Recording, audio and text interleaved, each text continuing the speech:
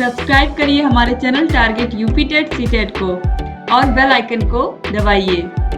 Hello दोस्तों, मैं आनंद स्वागत करता हूं आप सभी का आपके अपने चैनल और app target UP TET CTET में। दोस्तों, हम पढ़ रहे हैं आपके डीएलएड फर्स्ट सेमेस्टर के कंप्यूटर विषय को, और इसमें देखिए जो दूसरा चैप्टर है वह हमने पिछले क्लास में स्टार्ट किया था, कंप्यूटर सिस्टम। कंप्यूटर सिस्टम में मैंने दो भाग आपको बताए थे, हार्डवेयर और सॉफ्टवेयर होता है, और हम पढ़ रहे थे हार्डवेयर। हार्डवेयर में हमने इनपुट डिवाइसेस को देख लिया था और प्रोसेसिंग डिवाइसेस को देख लिया था। अब हमें देखना है इस क्लास में मेमोरी डिवाइसेस और आउटपुट डिवाइसेस। हार्डवेयर में मैंने आपको बताया था जिन चीजों को आप छू सकते हैं, आंखों से देख सकते हैं, वे सभी हार्डवेयर हैं कंप्यूटर में। तो अब मेमोरी डिवाइसेस और आउटपुट डिवाइसेस के बारे में हमको इस क्लास में पढ़ना है, तो चलिए देखते हैं। और इस तरीके से हार्डवेयर के जो चारों पार्ट हैं वह आपके कंप्लीट हो जाएंगे। अब देखिए आगे देखते हैं हम लोग मेमोरी डिवाइसेस और स्टोरेज डिवाइसेस क्या होती हैं। तो देखिए मेमोरी डिवाइसेस की अवधारणा एवं अवलोकन, overview and concept of memory. Computer में आंकड़ों तथा निर्देशों के संग्रहण स्टोरेज की व्यवस्था रहती है। इन आंकड़ों को कंप्यूटर की मेमोरी में अन्य स्थानों पर स्टोरेज डिवाइसेस द्वारा संग्रहित तथा आदान प्रदान किया जाता है। देखिए कंप्यूटर में आपको पता है कि आंकड़े होते हैं। एक तो इनपुट, जो भी इस्तेमाल कर रहा है वो इनपुट देता है और निर्देश देता है, और कुछ निर्देश कंप्यूटर के पास पहले से भी होते हैं जिसके द्वारा वह उपयोगकर्ता और सभी जितने पार्ट्स हैं कंप्यूटर के उनके बीच तालमेल बिठाता है। ठीक है, तो इन सब कामों के लिए, आंकड़ों के संग्रहण के लिए, निर्देशों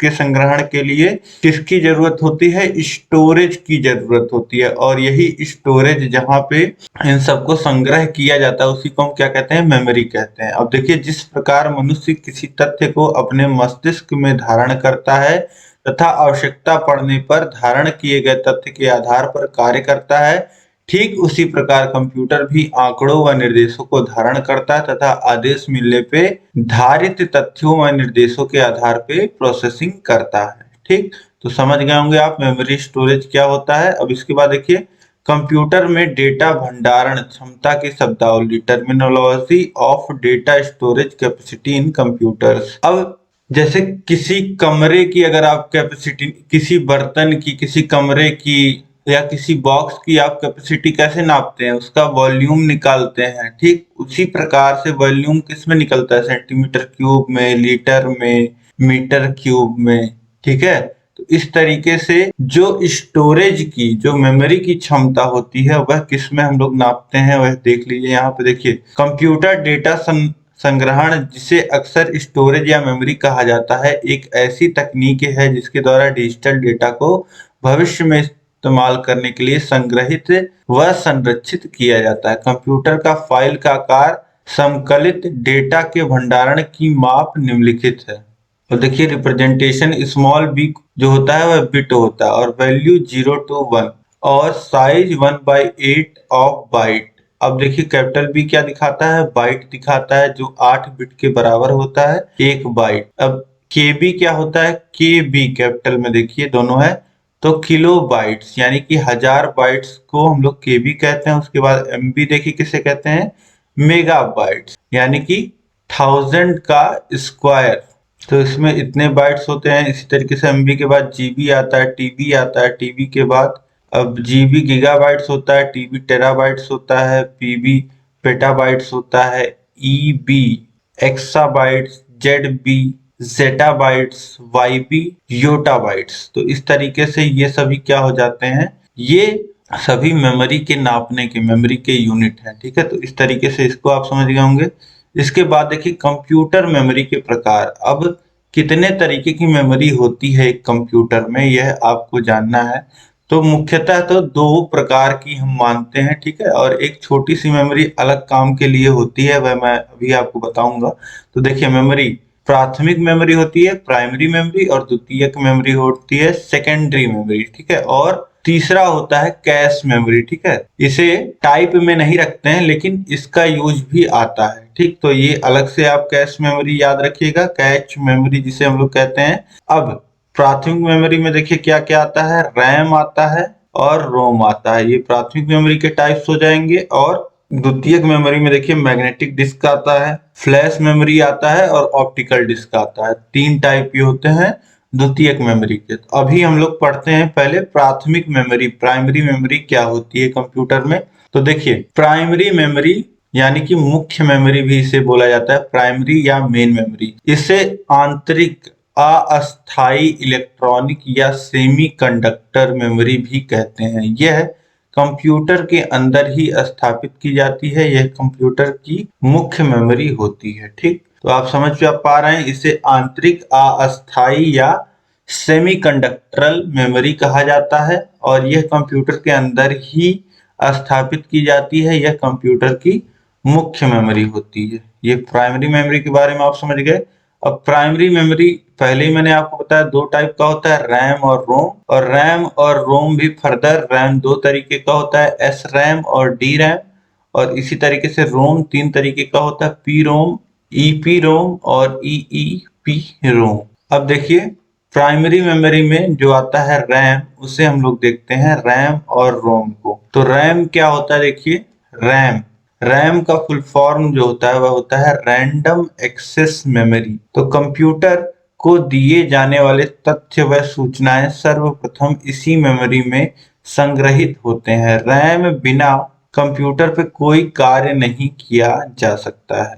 अब देखिए जैसा कि आपको बताया गया कि यह प्राइमरी मेमोरी होती है और यह सीधे जो है वह कंप्यूटर से जुड़ी रहती है। तो इस मेमोरी के बिना कंप्यूटर में काम नहीं हो सकता है।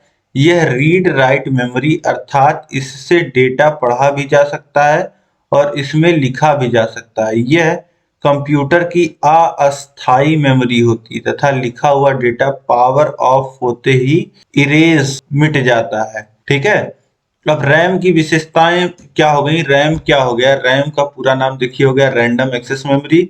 और यह सीधे कंप्यूटर से जुड़ा होता है और इसके बिना कंप्यूटर काम नहीं कर सकता, क्योंकि इसमें सारी जितनी भी उपयोगकर्ता इंफॉर्मेशन देता है, इनपुट देता है और जो भी डेटा प्रोसेस करने को कहता है, जो भी चीजें होती हैं इसी मेमोरी में परफॉर्म होती हैं। रीड राइट के जितने एप्लीकेशंस होते हैं, ठीक है, इसमें होते हैं। ये इसीलिए इसको प्राइमरी मेमोरी बोला जाता है। ठीक, और ये वोलाटाइल होता है, मतलब उड़ने वाली मेमोरी। जैसे आपका पेट्रोल होता है, इसको आप अगर खुले में रख दोगे तो ये क्या होता है, ये उड़ जाता है। वैसे ही अगर कंप्यूटर को आप बंद कर देते हो यानी पावर ऑफ कर देते हो तो ये मेमोरी क्या होती है, उड़ जाती है, इरेज हो जाती है, खत्म हो जाती है।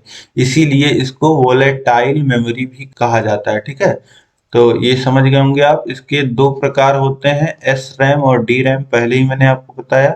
अब रैम आप समझ गए होंगे। इसके बाद हम देखते हैं रोम, ROM, रोम। इसका पूरा नाम रीड ओनली मेमोरी होता है। इसमें सूचनाएं अस्थायी रूप से स्टोर हो जाती हैं। इस प्रकार की मेमोरी में स्टोर डेटा को कंप्यूटर द्वारा केवल पढ़ा जा सकता है, इसमें कुछ लिखना संभव नहीं है।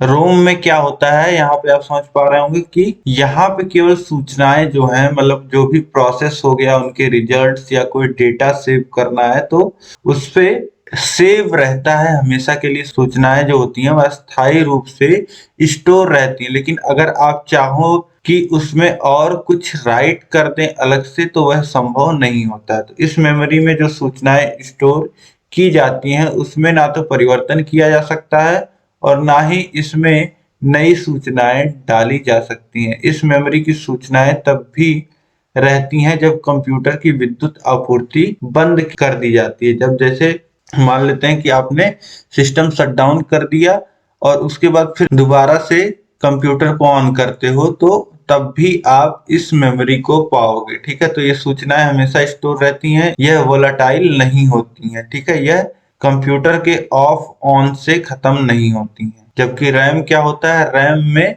जो मेमोरी होती है वह कंप्यूटर बंद होने के बाद खत्म हो जाती है। अब देखिए रोम जो होता है वह 3 प्रकार का होता है, पी रोम, ईपी रोम और ईईपी रोम। ये 3 प्रकार होते हैं रोम के।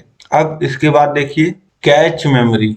ठीक है, कैश मेमोरी जिसे हम लोग कहते हैं, तो कैश एक छोटी एवं तीव्र गति की मेमोरी है जो मुख्यतः मेमोरी के डेटा को कॉपी कर उसका उपयोग करती है। इसे डेटा एक्सेस की गति तीव्र हो जाती है। अब कैश मेमोरी, यह अलग से मेमोरी की जरूरत क्यों पड़ी? ये एक छोटी सी ही मेमोरी होती है, यह एक छोटी सी ही मेमोरी होती है, लेकिन इसका काम क्या होता है? यह मेमोरी बहुत तेज होती है और यह मुख्यतः मेमोरी के डेटा को कॉपी कर उसका उपयोग करती है। इसे डेटा एक्सेस की गति तीव्र हो जाती है। अब देखिए, जब भी कंप्यूटर पे कोई काम करता है तो वहां पे क्या चीजें होती हैं?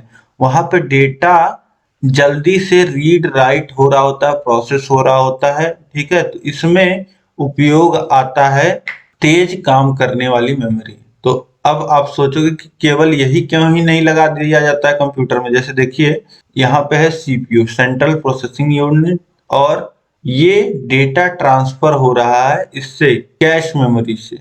कैश मेमोरी के द्वारा जब डेटा ट्रांसफर होता है तो बहुत तेजी से जो मेन मेमोरी में डेटा रहता है वह कैश मेमोरी में आता है, कैश मेमोरी की तरह सीपीयू में जाता है, फिर सीपीयू से प्रोसेस होकर तुरंत कैश मेमोरी में, फिर मेन मेमोरी में, ठीक है। तो इस तरीके से जो डेटा का ट्रांसफर होता है वह बहुत ही तेजी से होता है। और कैश मेमोरी छोटी सी क्यों होती है? आप सोचोगे कि बड़े तौर पे क्यों ना इसको लगा दिया जाए। तो कैश मेमोरी जो होती है वह थोड़ी महंगी पड़ती है, इसलिए इसका इस्तेमाल छोटे ही रूप में किया जाता है। जब प्रोसेसर को पढ़ने या लिखने की आवश्यकता होती है तो वह सर्वप्रथम यह सुनिश्चित करता है कि इसकी कॉपी कैशे मेमोरी में है या नहीं। यदि हाँ, तो प्रोसेसर तत्काल उसे पढ़ता है या लिखता है, जो मुख्य मेमोरी की तुलना में अत्यंत तीव्र होता है।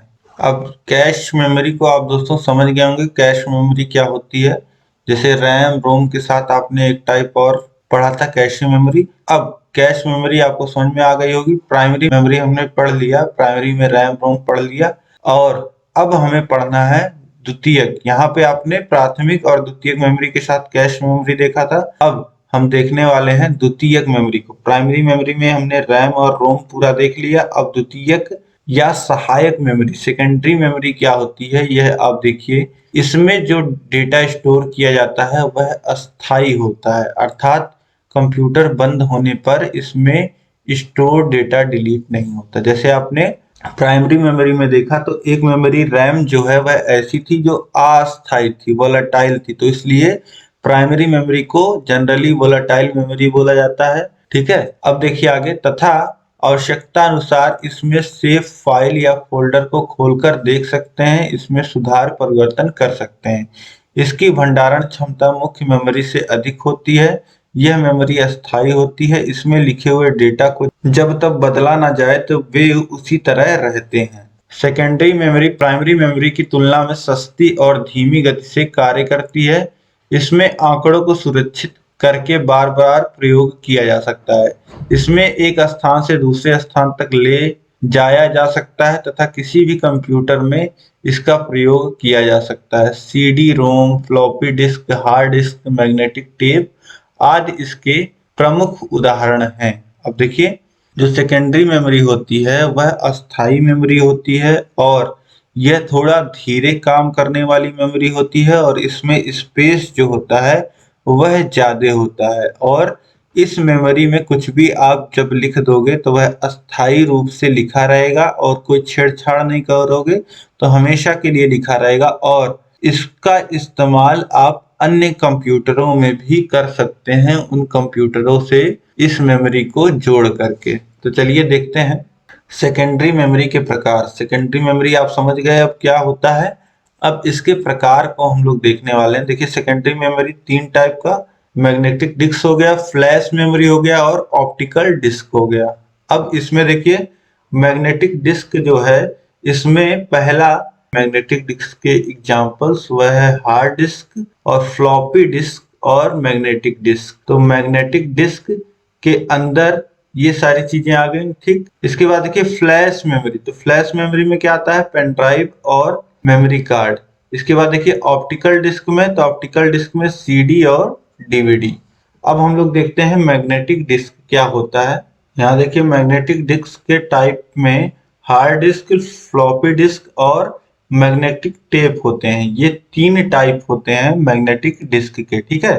अब इसमें मैग्नेटिक डिस्क में हम इसको तीनों टाइप देखेंगे और साथ ही इसी तरीके से द्वितीयक मेमोरी के जितने भी 3 प्रकार हैं, इन तीनों प्रकार के सभी एग्जाम्पल्स जितने हैं, जैसे मैग्नेटिक डिस्क के 3 एग्जाम्पल यहाँ पे आप देख पा रहे हैं, और फ्लैश मेमोरी के 2 एग्जाम्पल्स और ऑप्टिकल डिस्क के 2 एग्जाम्पल्स, इनको भी हम विस्तार में पढ़ेंगे। यह भी आपके परीक्षा में पूछता है। तो देखिए मैग्नेटिक डिस्क क्या होता है। तो मैग्नेटिक डिस्क तथ्यों को संग्रहित करने तथा उन्हें पढ़ने की एक युक्ति है। अब देखिए सभी स्टोरेज ही है और सभी सेकेंडरी स्टोरेज है, तो मूल बातें आप समझ रहे होंगे कि ये स्टोरेज के काम में आते हैं, और दूसरा ये अस्थाई रूप से स्टोरेज के काम में आते हैं, और यह ज्यादा स्पेस में इनकी स्टोरेज क्षमता जो होती है वह ज्यादा होती है, और जो स्पीड होती है वह धीरे होती है। इतनी बातें तो सब में कॉमन रहेंगी।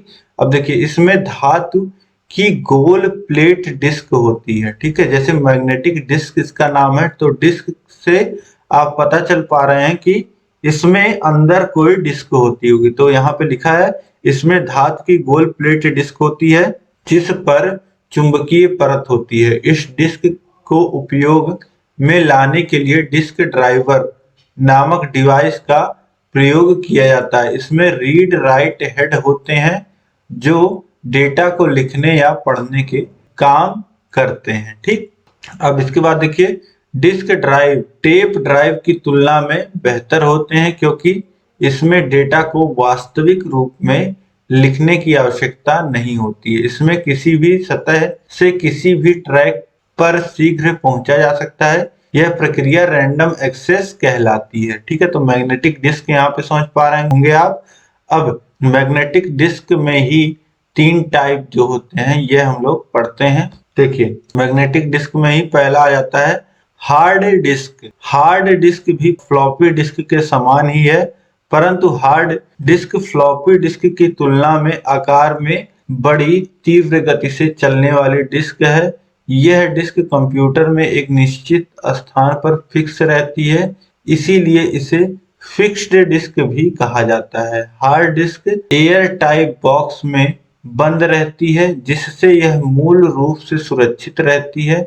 इसमें संग्रहित सूचनाओं को पढ़ने के लिए डिस्क पर रीड राइट हेड लगा होता है।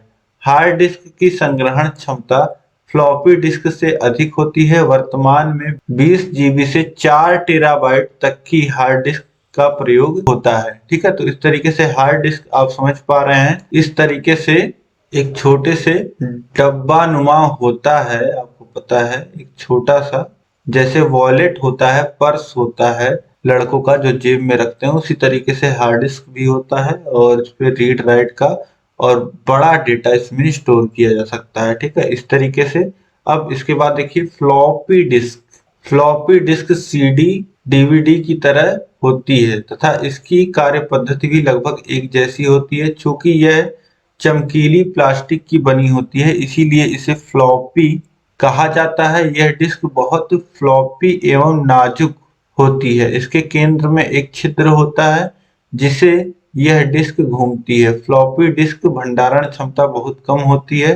बाजार में अधिक क्षमता वाली सीडी आ जाने से इसका चलन लगभग समाप्त हो गया है। फ्लॉपी डिस्क आप समझिए कि सीडी से पहले, जैसे सीडी आई फिर सीडी के बाद डीवीडी आई, उससे पहले क्या चलता था, फ्लॉपी डिस्क चलता था।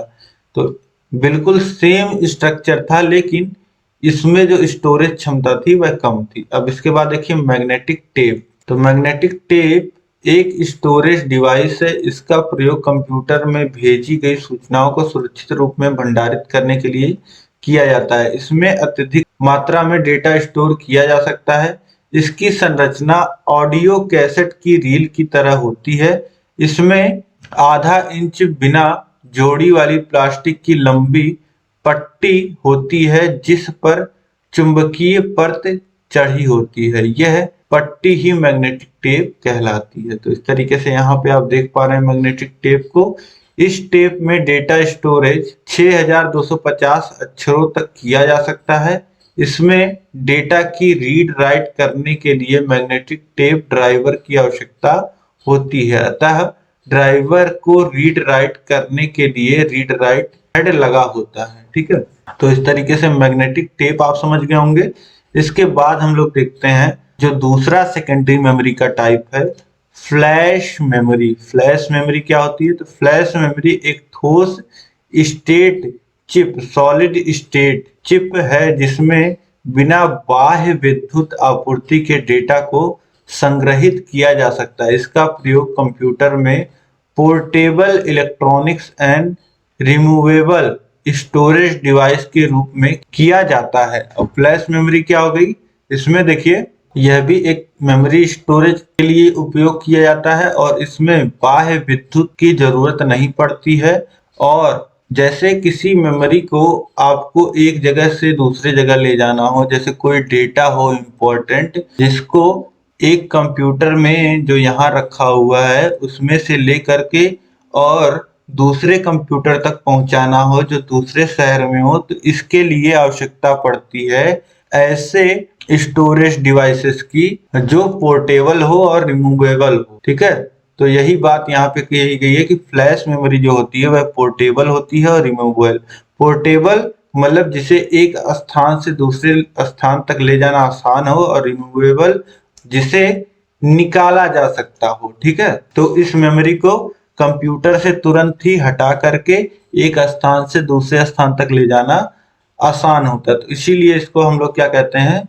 फ्लैश मेमोरी कहते हैं। फ्लैश आप जानते हैं एक बार चमक के खत्म हो जाता है, वैसे ही यह मेमोरी जो होती है एक बार इस्तेमाल करके फिर इसको दूसरे के पास भेज दिया जाता है। अब देखिए इसमें क्या क्या आता है? इसमें आता है पेन ड्राइव या mass storage device. Pen drive आप सभी जानते होंगे कि पेन ड्राइव सूचनाओं अथवा आंकड़ों को एक स्थान से दूसरे स्थान पर सुरक्षित एवं संग्रहित करने का एक छोटा सा यंत्र होता है। ठीक है, तो पेन ड्राइव के बारे में आप और भी लिख सकते हैं। जो मुख्य बातें मैंने आपको बताई थी कि पेन ड्राइव कंप्यूटर स्टोरेज में काम आता है और इसमें यह जो होता है इसमें डेटा मिटता नहीं है, यह वोलेटाइल नहीं होता है। तो ये सारी चीजें भी आप यहाँ पे जोड़ सकते हैं जब पेन ड्राइव के बारे में पूछे। इसके बाद देखिए मेमोरी कार्ड। तो मेमोरी कार्ड फ्लैश मेमोरी का रूप है। इसका उपयोग मीडिया में फोटो, वीडियो एवं अन्य बहुत से आंकड़ों को सुरक्षित करने के लिए किया जाता है। इसका उपयोग mobile phone, digital camera, digital camcorder, hand held computer, MP3 player, PDS, gaming consoles एवं प्रिंटर आदि में किया जाता है। इसको एक उपकरण से दूसरे उपकरण में हस्तांतरित भी किया जा सकता है। तो मेमोरी कार्ड आप सभी ने देखा होगा, मोबाइल्स में यूज किया होगा और कैमरास में यूज किया होगा। ठीक है, तो मेमोरी कार्ड भी आप समझ गए। अब इसके बाद देखिए दोस्तों सेकेंडरी मेमोरी का जो तीसरा टाइप है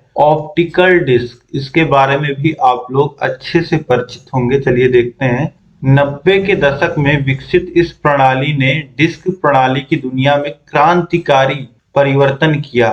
पॉलीकार्बोनेट पदार्थ से बनी इस डिस्क पर मेटल का लेप होता है। इसमें संग्रहित डेटा को लेजर किरणों की सहायता से रीड राइट किया जाता है, इसीलिए इसे ऑप्टिकल डिस्क कहा जाता है। अब ऑप्टिकल डिस्क जैसे आपने CD और DVD इसमें दो आता है, इस तरीके से आपने देखा होगा। ठीक है, ऊपर मान लेते हैं नाम वगैरह लिखा था और नीचे आप देखोगे तो इस तरीके से बिल्कुल चमकदार इस तरीके से दिखती थी ये डिस्क। ठीक है, और ये आप देखिए कि 90 के दशक में इसने पूरी क्रांति ला दी थी। ठीक है, तो पहले आपने एंटरटेनमेंट की अगर मैं बात करूं तो पहले देखा होगा कि VCRs आते थे, VCR चलते थे। VCR के कैसेट बिल्कुल ऐसी तरीके से मैग्नेटिक टेप के टाइप के थे। ठीक है, जैसे ही आपका रेडियो में टेप लगते थे उस तरीके से। लेकिन फिर आता है ऑप्टिकल डिस्क CD। CD में क्या होता था कि ये इस तरीके से डिस्क होती थी बिल्कुल चमकदार, जैसा कि यहाँ पे लिखा हुआ है कि पॉलीकार्बोनेट पदार्थ से बनी इस डिस्क पर मेटल का लेप होता था। इसमें संग्रहित डेटा को लेजर किरणों की सहायता से रीड राइट किया जाता था। अब जो प्लेयर आता था जिसमें यह CD लगती थी, या कंप्यूटरों में भी ऊपर पहले स्पेस दिया जाता था जिसमें ये CD लगती थी, तो यहाँ पे एक लेंस लगा होता था जो लेजर से इस पे रीड करता था, ठीक है, केवल रीड का काम होता था और राइट भी करना होता था। जब राइट भी किया जाता था इनको तो लेजर के माध्यम से, ठीक है। तो सीडी, पहले तो देखिए सीडी का पूरा नाम होता है कॉम्पैक्ट डिस्क। तो यह सीडी के नाम से बाजार में प्रचलित है। वर्तमान में सबसे ज्यादा यही प्रयोग में लाई जाती है। इस पर 800 MB तक डेटा स्टोर किया जाता है। इसकी स्पीड अत्यंत तीव्र होती है। अब सीडी के 3 प्रकार हैं, सीडी रोम, सीडी आर और सीडी आरडब्ल्यू। अब तो उतना प्रयोग में नहीं आता है यह, लेकिन यह 90 के दशक से लेकर के आप समझिए कि 2015 तक इसका खूब उपयोग हुआ है, सीडी और उसके बाद डीवीडी का। अब देखिए डीवीडी क्या है, तो इसी का नेक्स्ट वर्जन जो है वह है डीवीडी, डिजिटल वीडियो डिस्क। ये है डीवीडी, इसे सामान्यतः डीवीडी के नाम से जाना जाता है। डीवीडी सीडी जैसी ही होती है, अंतर केवल इतना है कि डीवीडी का आकार सीडी जितना ही होता है, परंतु सीडी से बहुत ज्यादा डेटा आता है। डीवीडी सीडी की तुलना में 7 गुना ज्यादा डेटा आ जाता है। कुछ डीवीडी ड्राइव डीवीडी की दोनों सतहों पर डेटा स्टोर कर सकती है, इसीलिए इसकी स्टोरेज क्षमता दोगुनी हो जाती है। अब देखिए सीडी के बाद आता है डीवीडी, और अंतर कुछ नहीं, बस डीवीडी में जो स्टोरेज क्षमता थी, जो इसकी स्टोरेज क्षमता थी वह बढ़ जाती है। आपको पता है कि सीडी जो होता था, पहले जब किसी मूवी की सीडी आती थी, कॉम्पैक्ट डिस्क आती थी, तो एक मूवी की 2 कॉम्पैक्ट डिस्क लेनी पड़ती थी। एक में फर्स्ट हाफ होता था, एक में सेकंड हाफ होता था मूवी का। अब जब डीवीडी आ गया तो इसमें कम से कम 3 से 5 मूवी एक ही डिस्क में आ जाता था, ठीक है। तो इस तरीके से आपने देखा होगा, मैंने तो देखा है कि हाँ, सीडी और डीवीडी का चेंज का जो दौर था वह उम्मीद है कि आप सभी ने ही देखा होगा। अब देखिए सीडी डीवीडी जितने लोगों ने यूज किया है आप लोग जरूर कमेंट करके बताइएगा, और वीसीआर जिसने देखा होगा वो भी कमेंट करके बताएगा। अब देखिए सीडी की भांट डीवीडी 3 प्रकार की होती है, डीवीडी रोम, डीवीडी आर और डीवीडी आरडब्ल्यू, ठीक। तो ये हो गए पूरा आपका सेकेंडरी मेमोरी के जितने टाइप होते हैं। यहाँ पे हमने मेमोरी पूरा देख लिया, प्राइमरी मेमोरी देख लिया, प्राइमरी मेमोरी में रैम रोम हमने देख लिया, सेकेंडरी मेमोरी में हमने मैग्नेटिक डिस्क, फ्लैश मेमोरी और ऑप्टिकल डिस्क देख लिया, और कैश मेमोरी तो हमने देखा ही देखा, ठीक है। तो इस तरीके से जितने आपके मेमोरी डिवाइसेस होते हैं, स्टोरेज डिवाइसेस, सभी आपने पढ़ लिए अच्छे से। अब इसके बाद जो हार्डवेयर में बच जाता है, हार्डवेयर में वह आउटपुट डिवाइसेस। तो आउटपुट डिवाइसेस भी हम लोग देख लेते हैं। उससे पहले देख लीजिए, यह आपके लिए एक पॉइंट बहुत इंपॉर्टेंट है जानना। जैसे आपसे पूछ सकता है प्राथमिक और द्वितीयक मेमोरी में अंतर, difference between primary memory and secondary memory. तो प्राइमरी मेमोरी में आप जानते हैं रैम रोम आता है, और द्वितीयक मेमोरी में आपने देख लिया कि मैग्नेटिक डिस्क, फ्लैश मेमोरी और ऑप्टिकल डिस्क मेमोरी, ठीक है। तो इस तरीके से ये हो गए आपके प्राइमरी मेमोरी और द्वितीयक मेमोरी आपने पढ़ लिया।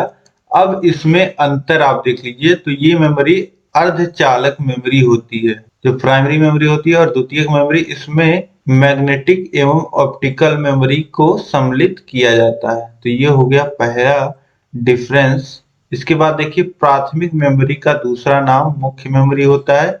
इस मेमोरी को बैकअप मेमोरी के नाम से जाना जाता है, ठीक। तो ये अंतर हो गया। फिर देखिए प्राथमिक मेमोरी वोलाटाइल होती है, अस्थिर मेमोरी होती है, और द्वितीयक मेमोरी जो होती है वह नॉन वोलाटाइल होता है। मैंने आपको बताया कि जैसे ही विद्युत जाता है यह मेमोरी जो प्राइमरी मेमोरी होती है मिट जाती है, जबकि द्वितीयक मेमोरी पे कोई फर्क नहीं पड़ता। द्वितीयक मेमोरी को आप जैसा स्टोर करके रखोगे वैसी ही रहती है, लाइट रहे या ना रहे। इसके बाद देखिए डेटा सिस्टम को बंद करने पर संग्रहित डेटा नष्ट नहीं होता है। सिस्टम को बंद करने पर संग्रहित डेटा इसमें नष्ट हो जाता है, इसमें नष्ट नहीं होता। यही बात मैं आपको बता रहा था। अब देखिए प्राथमिक मेमोरी के बिना कंप्यूटर कार्य नहीं कर सकता है, इसीलिए इसे वर्किंग मेमोरी भी कहा जाता है। प्राथमिक मेमोरी को क्या कहते हैं? वर्किंग मेमोरी, क्योंकि इसके बिना काम नहीं हो सकता कंप्यूटर में। अब देखिए कंप्यूटर संचालन के लिए ये आवश्यक नहीं है, ठीक है। इसके बाद देखिए ये केवल डेटा स्टोर करने के लिए काम आता है। सेकेंडरी मेमोरी ऐसी मेमोरी माइक्रो प्रोसेसर के साथ बहुत तीव्र गति से कार्य करती है। प्राथमिक मेमोरी की तुलना में ये माइक्रो प्रोसेसर के साथ धीमी गति में कार्य करती है। अब मान लेते हैं कि कोई डेटा जो सेकेंडरी मेमोरी में पड़ा है उसको अगर लेकर के आना हो, कंप्यूटर में जरूरत हो, तो वह धीरे आती है। ठीक है, अगर वही ये मेमोरी जो होती है अगर मेन मेमोरी में है, प्राइमरी में, तो तेजी से काम होता है। इसके बाद देखिए रैम रोम इस मेमोरी के उदाहरण है। इसके उदाहरण हार्ड डिस्क, सीडी रोम और डीवीडी इत्यादि हैं। तो इस तरीके से आपने समझ लिया। अब इसके बाद आपकी मेमोरी की जितनी डिवाइसेस थी वो हमने देख ली। अब हम देखने वाले हैं आउटपुट डिवाइसेस को। ठीक है, इनपुट डिवाइसेस आपने देखा था और प्रोसेसिंग डिवाइसेस देखा था, मेमोरी देख लिया आपने। अब चौथा जो कंपोनेंट आता है वह आता है आउटपुट डिवाइसेस। देखिए हार्डवेयर में तीन चीजें आपने पढ़ ली और चौथा बचता है आउटपुट डिवाइसेस। अब इसको हम कवर करेंगे। तो देखिए आउटपुट डिवाइसेस वे उपकरण जिनके द्वारा कंप्यूटर से प्राप्त परिणामों को प्राप्त किया जाता है आउटपुट डिवाइसेस कहलाती हैं। या आप दूसरी भाषा में लिख सकते हैं कि वे डिवाइसेस जिनके द्वारा कंप्यूटर में प्रोसेसिंग के बाद हमें परिणाम प्राप्त होते हैं, उन डिवाइसेस को हम क्या कहते हैं? आउटपुट डिवाइसेस कहते हैं। तो आउटपुट डिवाइसेस आप समझ रहे होंगे, ये निम्नलिखित प्रकार के होते हैं। देखिए पहला है मॉनिटर या विजुअल डिस्प्ले यूनिट, मॉनिटर या वीडीयू जिसे हम बोलते हैं। और दूसरा देखिए प्रिंटर, आप सभी को पता है। तीसरा देखिए प्लॉटर्स है। चौथा है स्पीकर या साउंड। चौथा है स्क्रीन इमेज प्रोजेक्टर।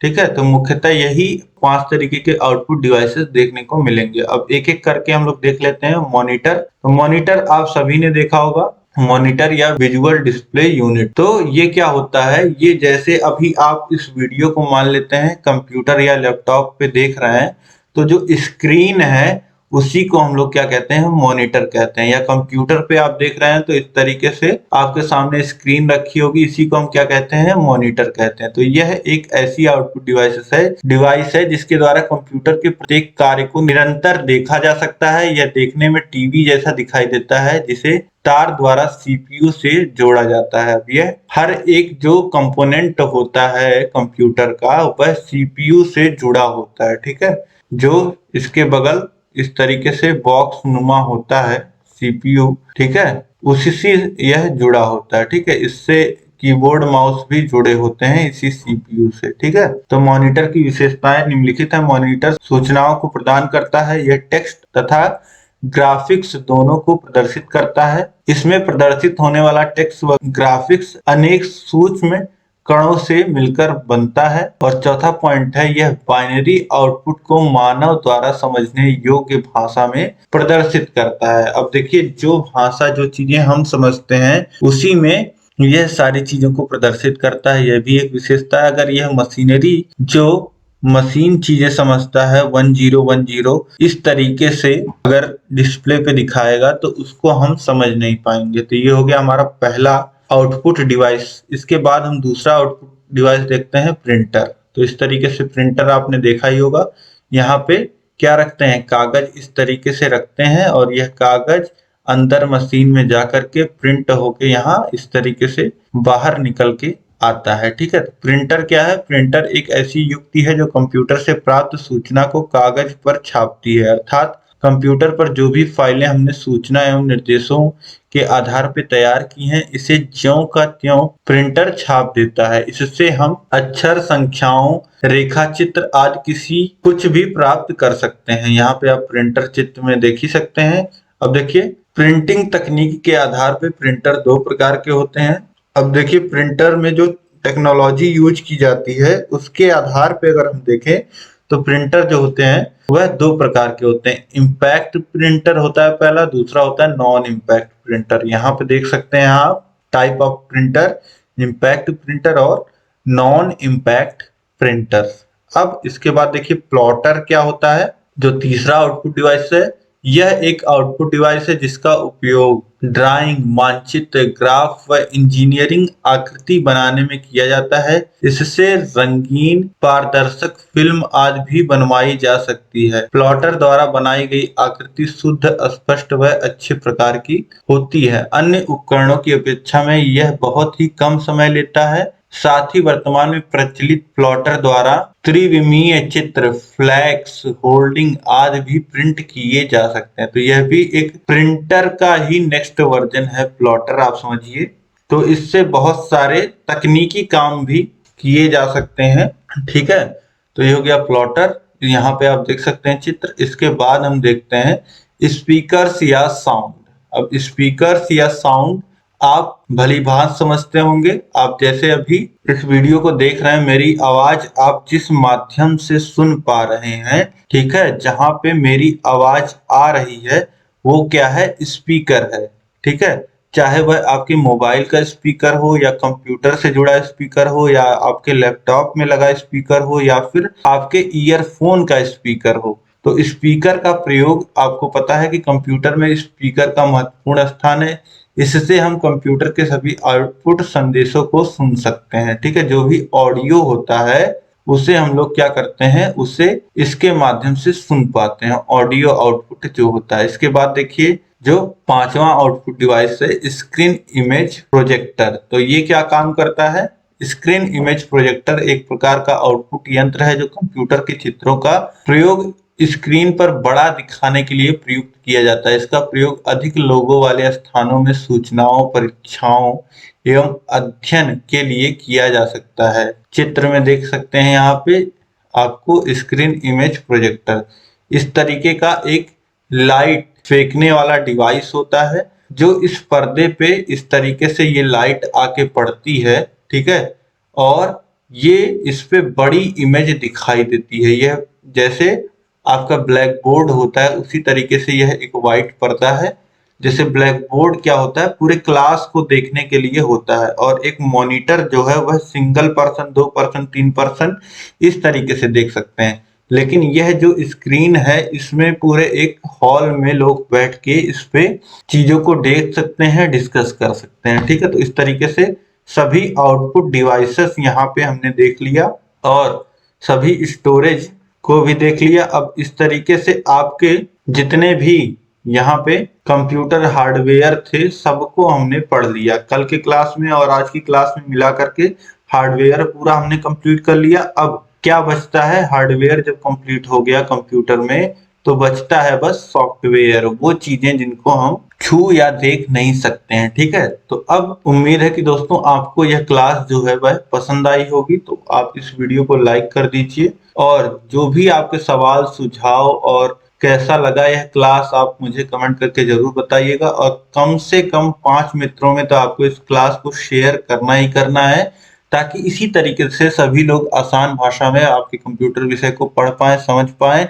और यहाँ पे आपको रटने की भी जरूरत नहीं पड़ रही होगी, आपको सारी चीजें समझ में आ रही होंगी। पूरा आप समय अगर दे रहे हो तो बहुत अच्छा है यहाँ पे, ठीक है, और सारी चीजें आपको समझ में आ रही होंगी। अभी तक अगर आपने चैनल को सब्सक्राइब नहीं किया है तो चैनल को सब्सक्राइब करके उसके बगल होगा बेल आइकन, उस पे ऑल आप सेलेक्ट कर लोगे तो सभी नोटिफिकेशंस आपको मिलेंगी और पूरा क्लास जब भी आता है आप देख पाओगे, ठीक है। वैसे डेली शाम को 7 बजे और 6 बजे हमारी क्लासेस होती ही होती हैं, 6 और 7 बजे। 6 बजे भी क्लास आपको मिल सकती है और 7 बजे भी। जब भी हमारी क्लास आती है शाम को 6 या 7 बजे ही आती है, ठीक है। अब यहाँ पे देखिए ये जो पीडीएफ है यह कंप्लीट, अगर आपको पीडीएफ चाहिए और सभी चैप्टर्स के अगर आपको टेस्ट चाहिए, सभी विषय के पीडीएफ, सभी विषय के टेस्ट, सभी विषय के प्रीवियस ईयर क्वेश्चन पेपर के सॉल्यूशन और सभी जितने भी सीरीज आते हैं आपके उसके पीडीएफ आपको चाहिए, और कोई भी डाउट अगर आपको डायरेक्टली हमसे पूछना है, ये सारी चीजें सुविधाएं आपको कहाँ पे मिलेंगी, हमारे ऐप पे मिलेंगी। यहाँ पे आपको मास्टर क्लासेस भी देखने को मिलेंगी और सारी सुविधाएं यहाँ पे आपको मिलेंगी। ऐप जो है वह आप डाउनलोड कर सकते हो, आप नीचे डिस्क्रिप्शन में लिंक दिया गया है वहां से जाकर के आप डाउनलोड कर सकते हैं ऐप को, और अपने सारे बाकी विषयों की पढ़ाई यहाँ नीचे डिस्क्रिप्शन में लिंक जो दिया गया है यहाँ पे यूट्यूब पे भी कर सकते हैं आप, ठीक है। तो इस तरीके से इस क्लास में अंत तक बने रहने के लिए आप सभी लोग का बहुत बहुत धन्यवाद। मिलते हैं नेक्स्ट क्लास में। जय हिंद।